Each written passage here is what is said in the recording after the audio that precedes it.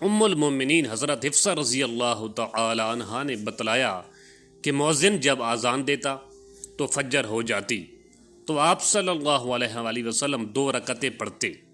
صحیح بخاری حدیث نمبر 1181۔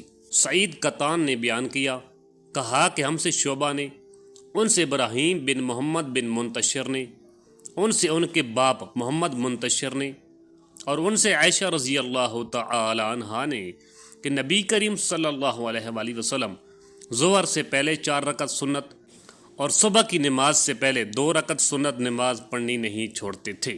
یحییٰ کے ساتھ اس حدیث کو ابن ابی عدی اور عمر بن مرزوق نے بھی شعبہ سے روایت کیا۔ صحیح بخاری حدیث نمبر 1182۔ عبد الوارث نے بیان کیا، ان سے حسین معلم نے، ان سے عبداللہ بن بریدہ نے، انہوں نے کہا کہ مجھ سے عبداللہ بن مغفل مزنی رضی اللہ تعالی عنہ نے بیان کیا، ان سے نبی کریم صلی اللہ علیہ وآلہ وسلم نے ارشاد فرمایا کہ مغرب کے فرض سے پہلے سنت کی 2 رکعتیں پڑھا کرو۔ تیسری مرتبہ آپ صلی اللہ علیہ وآلہ وسلم نے یوں فرمایا کہ جس کا جی چاہے، کیونکہ آپ کو یہ بات پسند نہ تھی کہ لوگ اسے لازمی سمجھ بیٹھے۔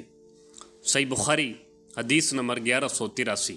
یزید بن ابی حبیب نے بیان کیا، انہوں نے کہا کہ میں نے مرثد بن عبداللہ یزنی سے سنا کہ میں عقبہ بن عامر جہنی رضی اللہ تعالی عنہ کے پاس آیا اور عرض کیا، آپ کو ابو طبیم عبداللہ بن مالک پر تعجب نہیں آیا کہ وہ مغرب کی نماز فرض سے پہلے 2 رکعت نفل پڑھتے ہیں؟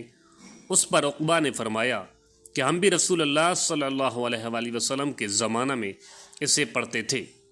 میں نے کہا پھر اب اس کے چھوڑنے کی کیا وجہ ہے؟ انہوں نے فرمایا کہ دنیا کے کاروبار مانے ہیں۔ صحیح بخاری حدیث نمبر 1184۔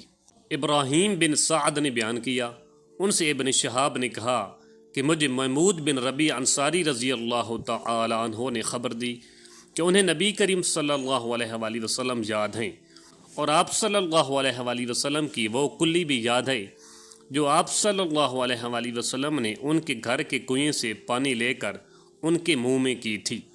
صحیح بخاری حدیث نمبر 1185۔